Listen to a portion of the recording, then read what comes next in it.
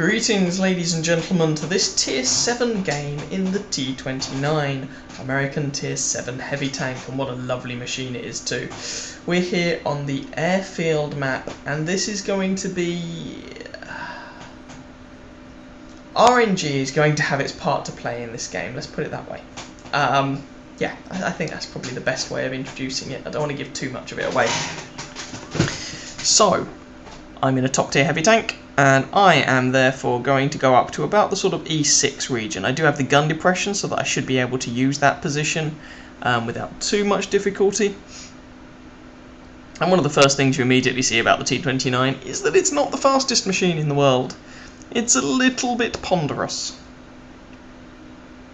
Also, considering how ponderous it is, the armour on much of the tank is not actually all that good.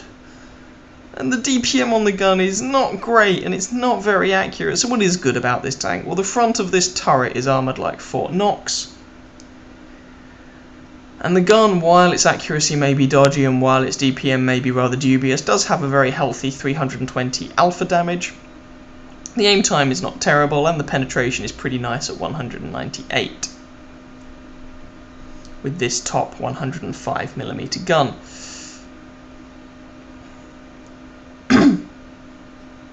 So, KV-1S, Jagdpanzer 4, Type 58 have all been spotted.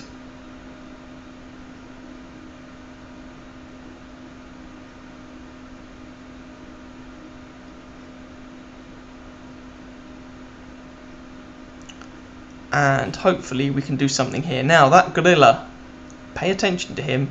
He is going to be the bane of my game. Or one of them. Nukes that Chinu. There's a Type 58.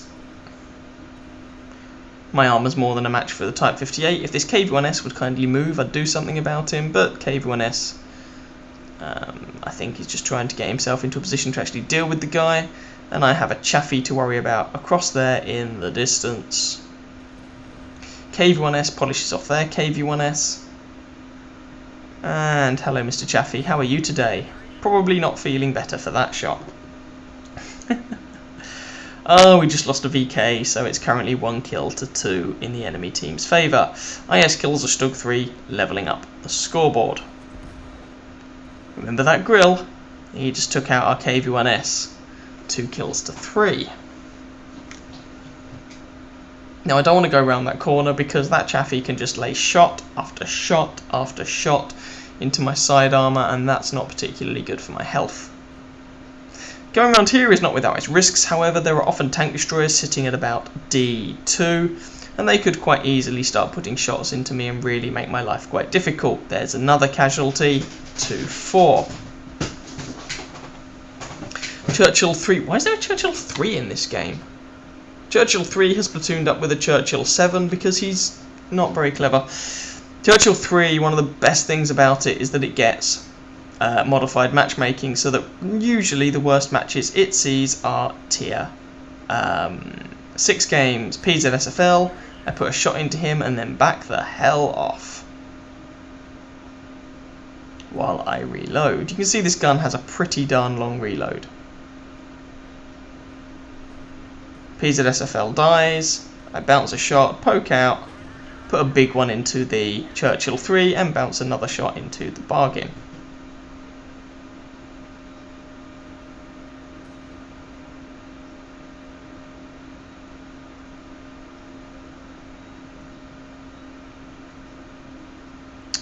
Come around again. We lose our SU-152, 4-7. Jagdpanther 2 is coming around the rear, as is their IS, so I want to turn around, and a Type 58, I want to turn around and deal with these guys as quickly as I possibly can. So, one shot into the Jagdpanther, oh good lord, there's the Churchill 7, Churchill 3 and a Panzer 4, they're all here. Right. See what we can do about it then.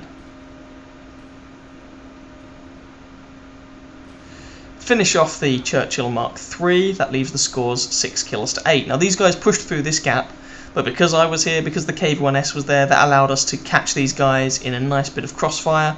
But well done to this Type 58, he comes around to my flank and gives me problems. That's 2 shots he's put into me.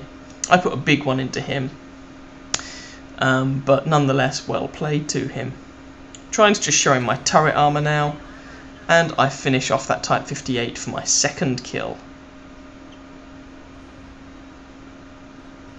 Panzer IV around that side of the rock, and our Grilla kills their Churchill for a nice change of fortune. This time it's our artillery doing the killing. Oh wait, I spoke too soon. We lose our SU-100 to the M12, and I come around this side of this big fat rock to try and finish off this Panzer IV, who is no match for a T29. And we just lost our AMX-12T to their Chaffee, who has relocated. Our Chi-Ri is on very low health, meaning that, well, the Chaffee could just kill him. And we are 1 kill down, but I managed to dodge that artillery shell. Hurrah!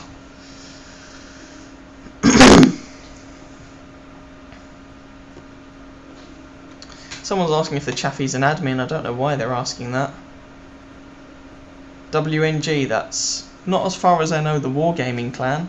That's WG, but, you know, I might be wrong, I guess. Right, Chaffee is fighting the Chi-Ri. Chaffee has killed the Chi-Ri. That Chaffee's playing a darn good little game. Oh well, he won't be able to do quite that next patch because he's being modified quite substantially. Our Grilla, however, nails that Chaffee. That was a lovely blind shot from our artillery. So that leaves the scores 11 to 12.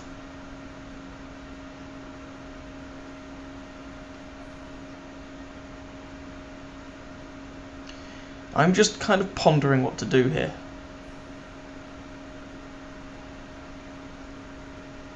So I end up going around this right-hand side of the map. They've got 1 tank destroyer left, so I'm slightly worried about him being up at sort of C2 kind of area. But I think, screw it. I'm going to try and spot for our artillery advance on the enemy base, and there's a full health Tiger. This could be awkward. Right, 1 shot into him. I try and move my tank. He misses me.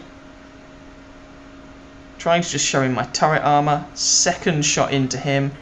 And he's down to 900 health. So I've taken 600 health off this guy without taking any damage in return. He fluffs up his next shot. But I get artilleried by the look of it, both of their artilleries. Repair my engine. Put 1 more shot into the Tiger. Artillery puts 1 in. And that shot actually hit the auto bounce angle on part of the Tiger's armour.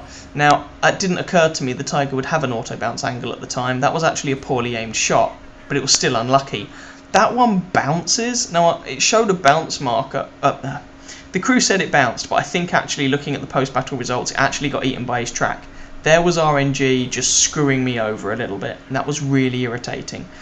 It meant that I lost more health in that engagement than I really should have done.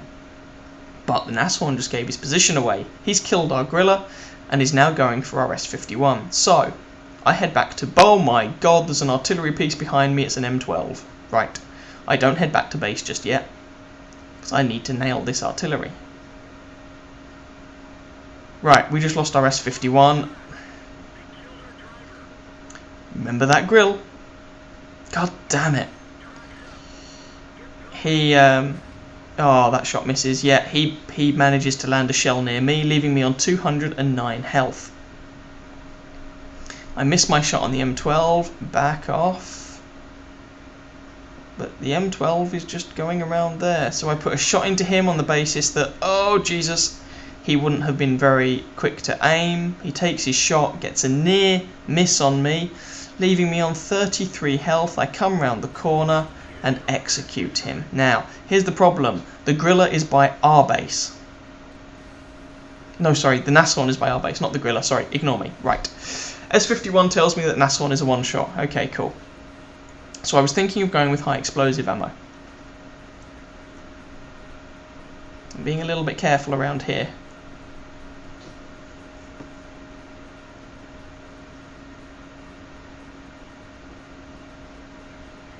Keeping my turret in the general direction where the Nashorn is likely to be shooting from, just to increase the chances of a bounce if he does see me and shoot me. I don't have 6th Sense on this tank as I play this game. In fact, I don't have it on it now either.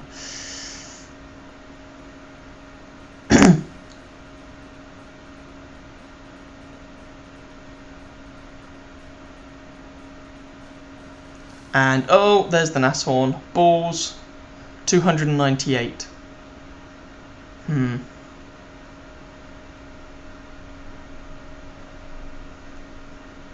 And he starts capping our base. Now, I decide to go around the long way to approach this guy. Gorilla misses his shot.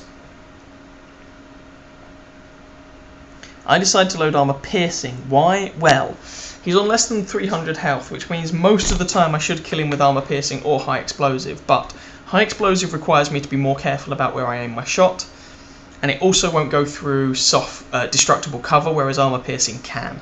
So I decide that armor piercing is the better shot for this situation.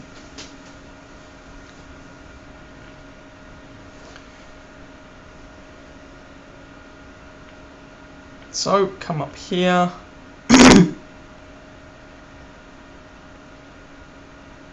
He's going to be in the cap circle somewhere. I don't know exactly where. I'm trying to catch him unawares by coming at him from behind. Oh, there he is. Oh, God, he's looking at me. Oh, balls. This is awkward. I don't have the time to go around and approach him from a different angle. I'm thinking about it, but I just don't have the time. Alright, screw it. Go for it. We're also worried about that Gorilla, who's been a nuisance, and we get the shot off. Their artillery misses, and there's my top gun.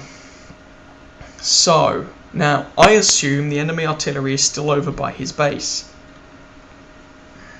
So I'm thinking I can win this. Right. Let's go over to their base, find the Gorilla, and put him out of his misery, and we've won this game. S51 saying, please, if you can carry this, yeah, it would be nice.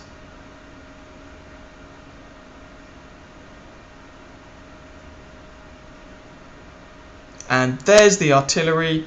I'm a little bit slow on the uptake. Too slow, too slow, too slow. Far, far, far too slow. I was actually typing in chat. That was a mistake.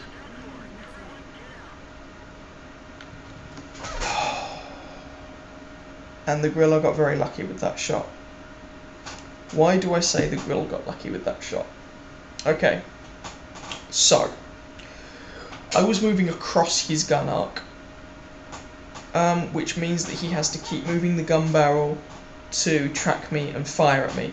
The Gorilla has a very, very narrow, in common with a lot of German artillery, it has a very narrow gun traverse. So there's a good chance he'd have had to move his tank, resetting his whole aiming cycle. He took the shot at the last possible moment he could, leaving him with as much accuracy as possible, basically. And he didn't need a direct hit, he just needed the shell to land somewhere near me, because I was only on 33 health, and he got the kill. There is a lesson in here. What mistake did I make? I was typing in chat. That's why I was so slow to react to the Gorilla's presence. The reason I felt comfortable doing that was because I thought the Gorilla was over by the enemy base.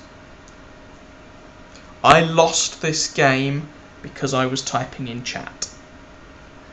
That is what I took away from this game. Typing in chat costs lives. Only do it when you are absolutely positive that you have nothing around you that's going to shoot you. And I was quite sure, but it was a frustrating game. I was really annoyed about that. I was still het up about the fact that that tiger got a bit lucky against me. I should have killed him sooner, which would have left me with more health at the end. But that wasn't what lost me the game. What lost me the game was the fact that I was typing in chat, which was stupid. So type in chat under two situations. One, you are absolutely positive no one is going to shoot you. Two, you really, really need to convey an important piece of information. This was neither of those situations. I thought the Gorilla was back at base, but he demonstrated throughout this entire game that he's a good player. He did a huge amount of damage, if memory serves, but you'll see in the post-battle results at the end. He got 3 kills. He was a nuisance throughout that entire game. He was a competent artillery player. He had completely relocated. That guy in the tier 5 artillery won that game for his team. Well played to him. I do not want to take anything away from that fellow. He did a damn good job. Okay, so yeah, lesson learned. Don't type in chat like that. I lost that game because of that. Never mind. Nonetheless, that was actually my ace tanker game, despite the fact that it was a defeat. High caliber, top gun, defender, ace tanker. Pretty nice rundown. I played well. It's difficult. On the one hand, I don't want to beat myself up about that game too much, because I did the best on my team by a large margin. You know, you could say, well, your team should have been better. Yeah, okay, maybe they should. But in the end right there, the flip side is, in the end, we lost it because of my mistake. And it was a really stupid mistake. But let's take something away from that. Lesson learned. Hopefully the rest of you guys will also learn a lesson from that. Anyway, take a look at the post-battle results. I hope you guys enjoyed that game despite the ending. If you did, please feel free to catch some of my other videos and or subscribe to my channel. And I wish you very happy hunting on that battlefield. Ciao, ciao.